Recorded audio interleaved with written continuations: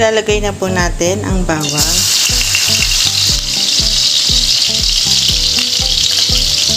Haluin lang po natin. Halu-haluin lang po natin ang bawang. Ayan.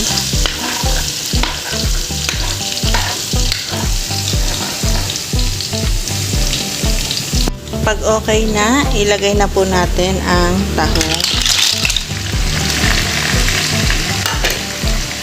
Isunod natin ang hipon. Pagkatapos po, ilagay na rin natin.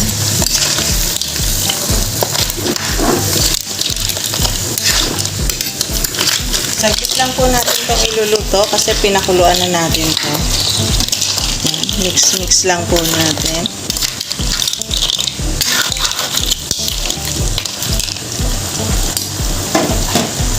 Natin ang paminta.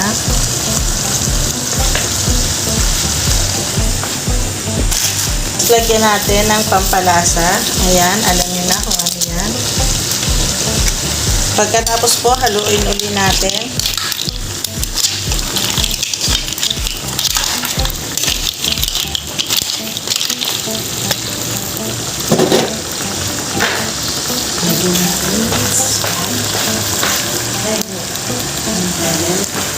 Lagyan natin ng soda. Ayan.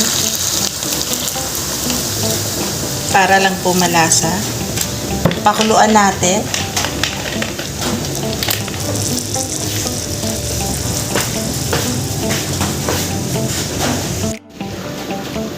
Pakuluan lang po natin. Ayan, kulong-kulo na. Kulong-kulo na po. Pwede na nating ilagay ang ating pusit. Lagay na po natin ang ating pusit. Ayan. Haluin lang po din natin.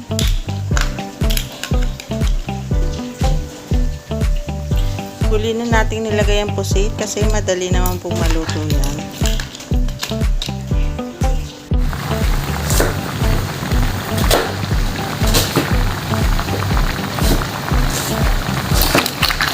Haluin lang po natin.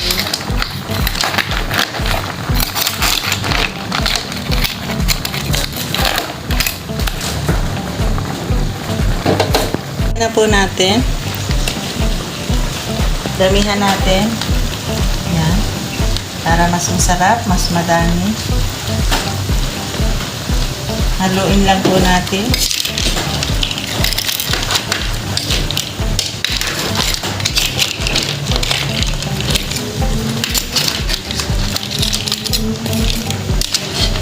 Punong-puno po ang ating kawali. Ayan. Dapat po pala sa mas malaki natin dito.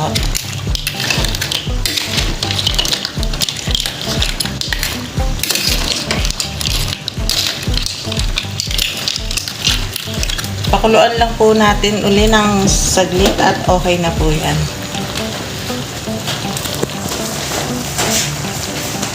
Yan, luto na po.